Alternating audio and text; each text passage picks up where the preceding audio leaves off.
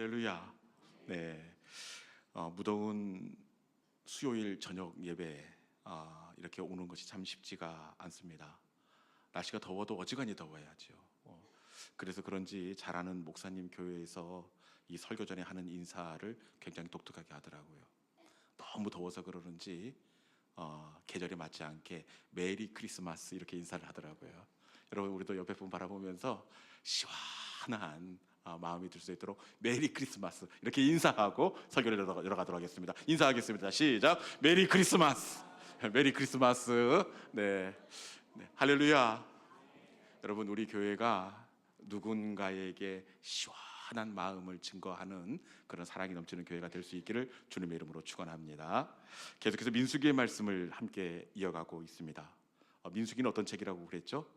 네, 이 광야에서 이 이스라엘 백성들이 출애굽해서 광야에서 약속의 땅까지 어떤 광야 생활을 했는지, 이게 바로 민수기입니다. 그런데 먼저 출발하지 않고 민수기 전반부에서는 준비를 합니다. 우리도 여행 가기 전에 먼저 준비를 하지 않습니까?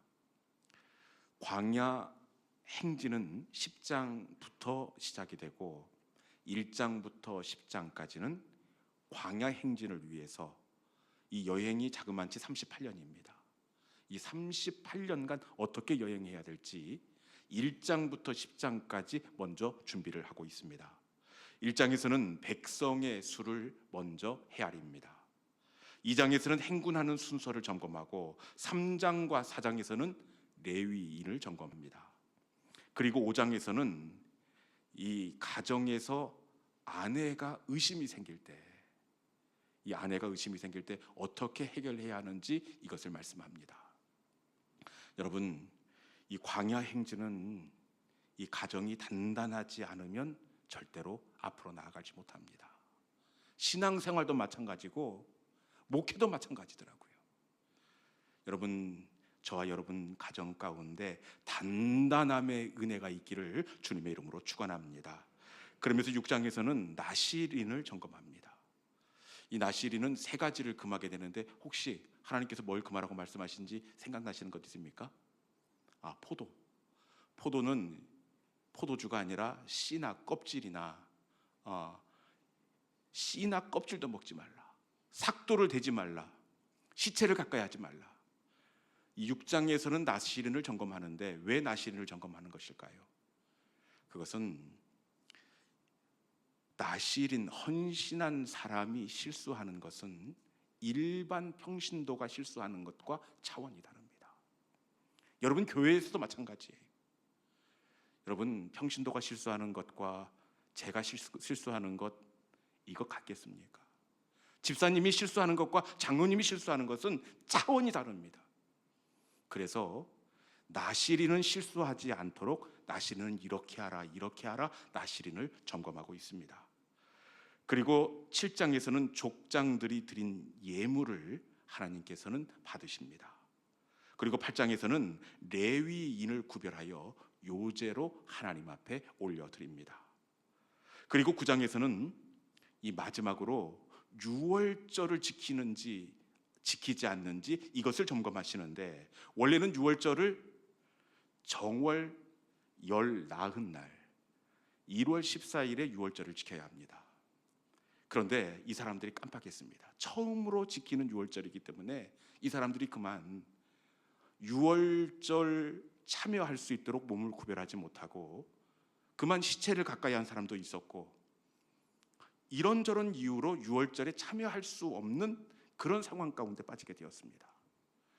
유월절에 빠지게 되면 하나님께서는 율법으로 그 사람을 이스라엘 백성들에서 끊어낼지어다, 이렇게 말씀하십니다.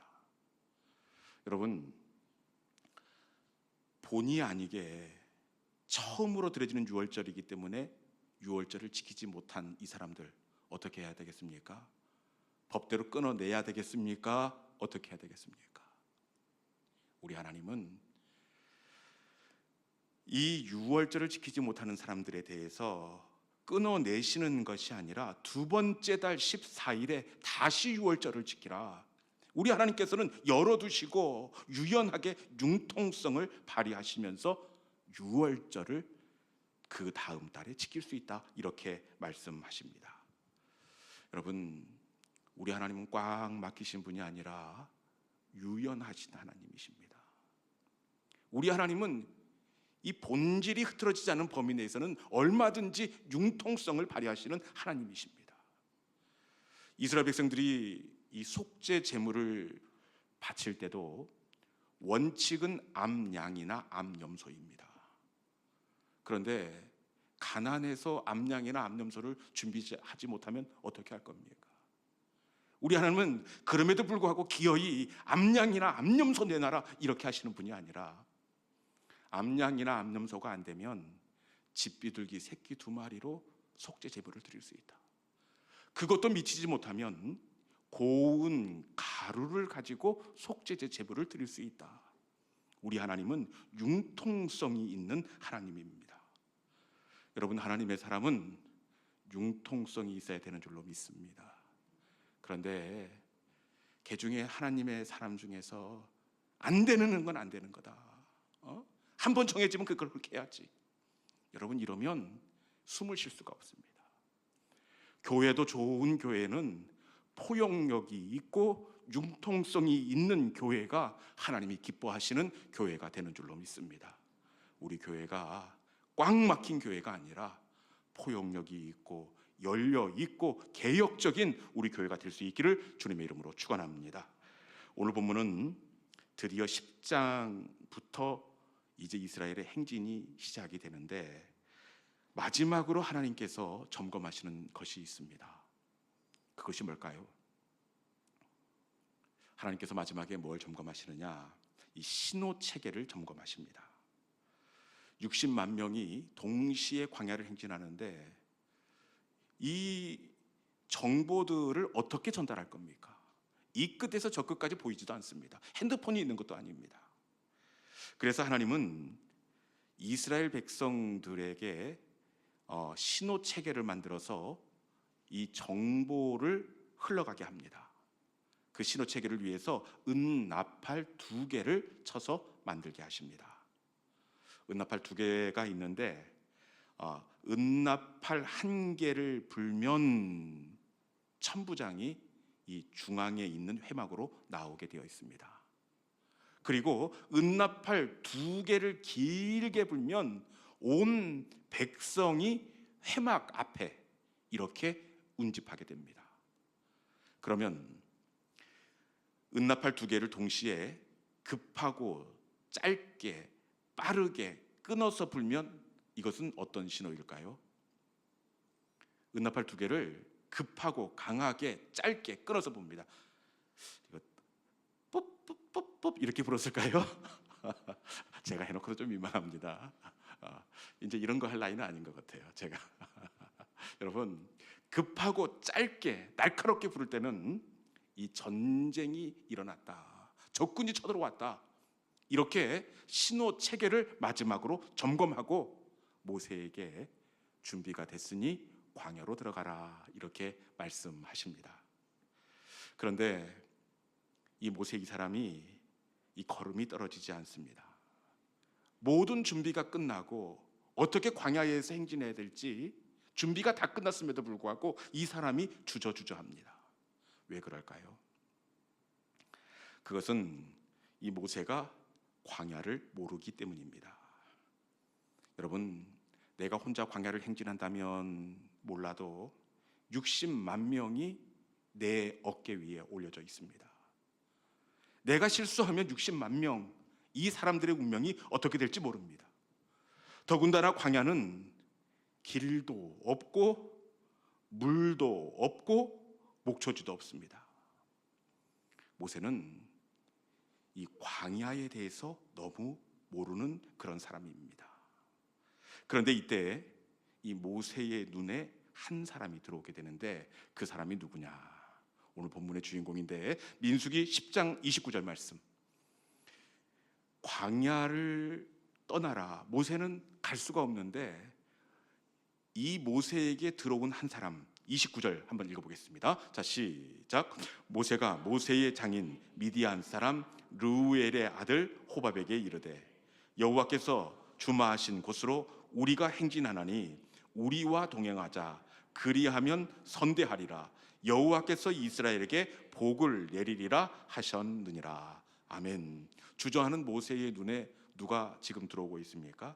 말씀해 보니까 르우엘의 아들 호밥, 이 호밥이 이 모세의 눈에 들어오게 되었습니다. 이 호밥이 누구냐? 이 모세의 처남입니다. 하나밖에 없는 처남입니다. 그런데 이 모세가 결혼을 하는데 애굽에서 군인 쳐 죽이고 이것이 탄로나자 미디안으로 도망을 가지 않습니까? 미디안 땅에서 양을 치다가 이 드보라를 만나는데 드보라의 이 남자 형제, 이 사람이 바로 호밥입니다. 여러분, 이 호밥은 이 광야에서 잔뼈가 굵은 사람입니다. 광야 전문가입니다. 광야의 사람입니다.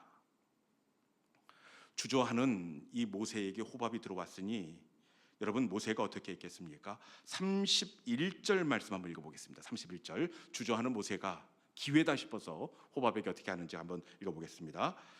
자, 시작. 모세가 이르되 청하건대 우리를 떠나지 마소서. 당신은 우리가 광야에서 어떻게 진칠지를 아나니 우리의 눈이 되리이다. 아멘. 모세가 처남에게 뭐라고 얘기합니까? 우리의 눈이 되리이다. 당신은 우리가 광야에서 어디에 진칠지 잘 알고 있나이다. 이 처남은 광야 전문가입니다. 광야 사람입니다. 그래서 이스라엘 백성들 60만 명이 어디에 진을 쳐야 샘이 있는지, 어떤 길을 가야 산을 오르지 않고 평지를 걸을 수 있는지 이 호밥이 너무나 잘 알고 있습니다. 그래서 모세는 출발하기 전에 이 처남에게 부탁합니다. 처남, 우리 60만 명의 눈이 되어 주소서. 여러분, 이렇게 나오면 처남 호밥이 어떻게 됩니까? 당연히 매형이니까 매형을 도와야죠. 남들도 돕는 마당에, 그리고 손해 볼 것도 없습니다. 말씀 32절에 보니까 공짜로 이 광야의 길잡이를 부탁하는 것이 아니라 우리도 당신에게 행하리라, 정당한 대가를 처남에게 주겠다, 이렇게 제안을 하고 있습니다. 여러분, 이렇게 나오면 처남 내부 지간인데 어떻게 해야 되겠습니까? 이 처남 호밥이 그렇게 하겠다, 이렇게 할 줄 알았습니다. 그런데 30절에 보니까 어떻게 되어 있습니까? 우리 30절에 있는 말씀도 같이 한번 읽어봅시다. 30절, 자, 시작. 호밥이 그에게 이르되 나는 가지 아니하고 내 고향 내 친족에게로 가리라. 아멘. 여러분, 지금 처남이 어떻게 하고 있습니까? 나는 가지 아니하고 내 고향 내 친족에게 가리라. 호밥이 아니 가겠다, 그렇게 선을 긋고 나섭니다. 여러분, 이러면 모세는 이 처남에 대해서 참 섭섭할 수밖에 없습니다. 아니, 남도 아니고, 그리고 공짜로 시키는 것도 아니고, 그리고 우리가 얼마나 어려운 처지에 있는지 충분히 설명했음에도 불구하고 이 고향으로 그렇게 내려가겠다, 이렇게 선을 긋고 있습니다. 여러분, 그리고 처남에게만 이렇게 섭섭한 것이 아니라 하나님께도 원망이 될 수밖에 없습니다. 당연히 우리를 위해서 하나님은 호밥의 마음을 설득하시고 호밥이 이스라엘의 눈이 되게 하셔야 옳을 것 같습니다. 그럼에도 불구하고 호밥은 이스라엘을 떠나 고향으로 돌아가고 말았습니다. 여러분, 왜 하나님은 호밥을 이스라엘과 동행하지 않고 고향으로 돌아가게 하셨을까요? 왜 그랬을까요? 호밥이 떠날 때 모세가 어떻게 하는지를 보면 알 수가 있습니다. 이 처남이 돌아가고 나니까 이 안심하고 여유가 있었던 모세가 그때부터 어떻게 하느냐, 이 처남이 떠나간 그때를 보면 왜 하나님께서 천함을 돌아가게 하셨는지 알 수가 있는데, 민수기 10장 35절에 있는 말씀 같이 한번 읽어보겠습니다. 민수기 10장 35절입니다. 자, 시작. 괴가 떠날 때에는 모세가 말하되 여호와여 일어나사 주의 대적들을 흩으시고 주를 미워하는 자가 주 앞에서 도망하게 하소서 하였고. 아멘. 여러분, 모세가 지금 어떻게 하고 있습니까? 천함이 돌아가고 나자 모세가 여호와여 일어나사 주의 대적들을 흩으시고 주를 미워하는 자가 주 앞에서 도망하게 하소서 하였고. 천함이 돌아가고 나자마자 모세는 하나님 앞에 납작 엎드리고 있습니다.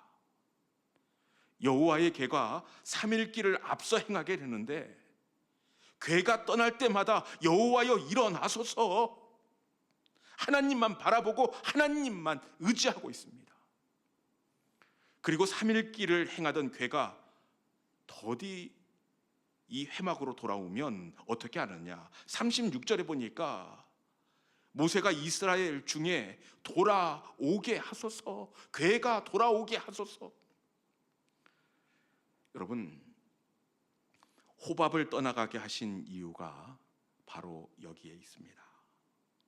하나님은 이스라엘과 모세가 철저하게 하나님을 의지하고 하나님의 길을 걷게 하려고 호밥을 떠나가게 하신 줄로 믿습니다.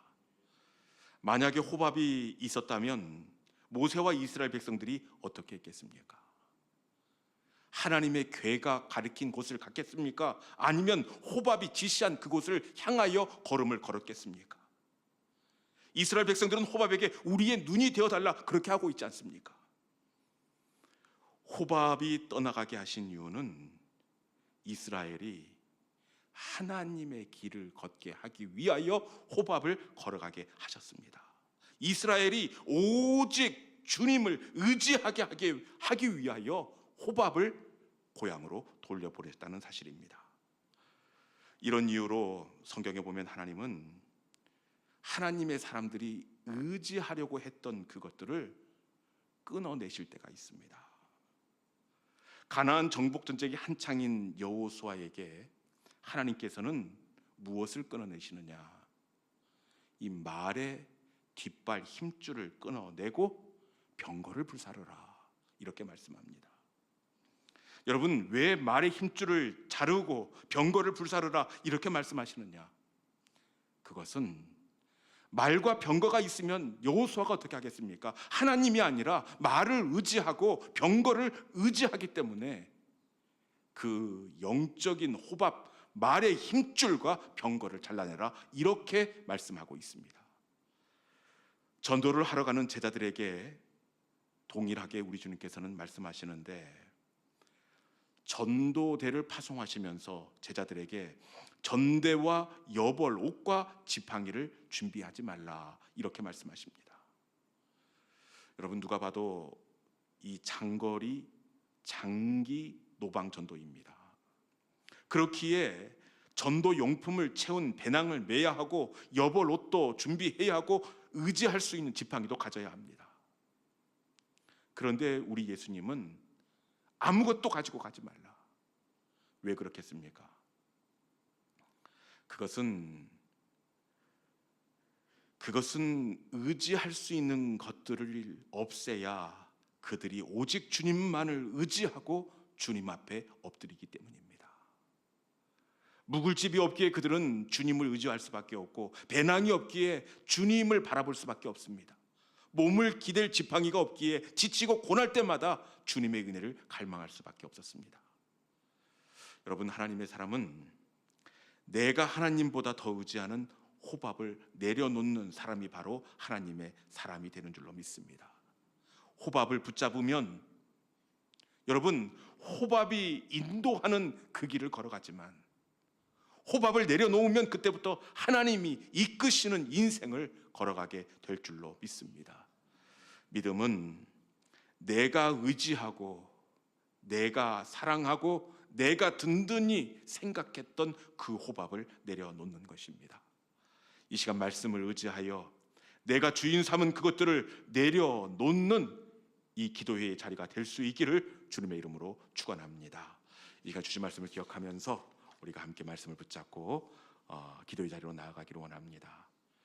여러분, 오늘 하나님께서 호밥을 모세의 기대에도 불구하고 고향으로 돌려보내신 것은 모세가 호밥이 아니라 하나님만을 바라보게 하기 위함이었습니다.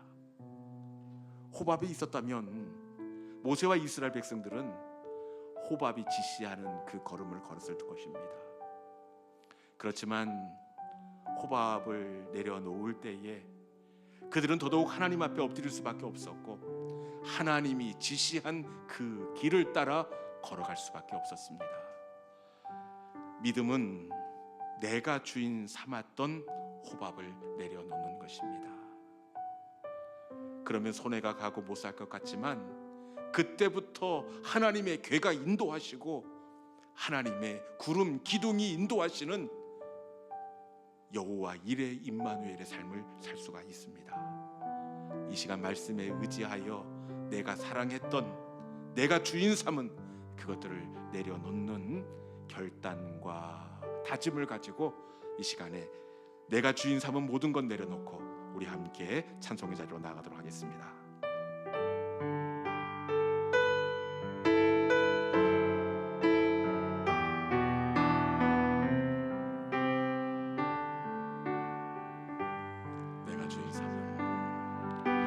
내가 주인 삼은 모든 것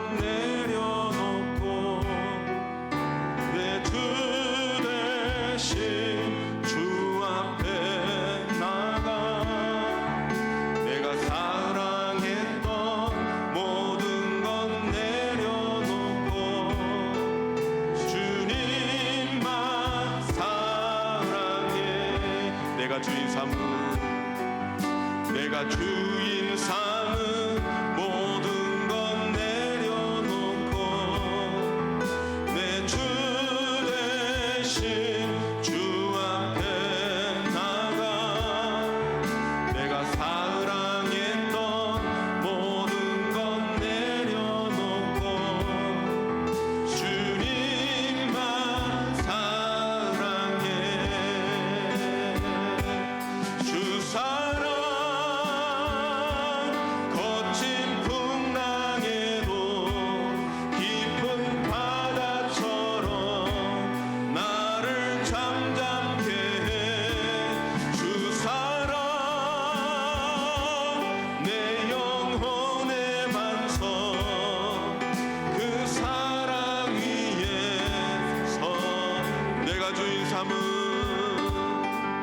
내가 주인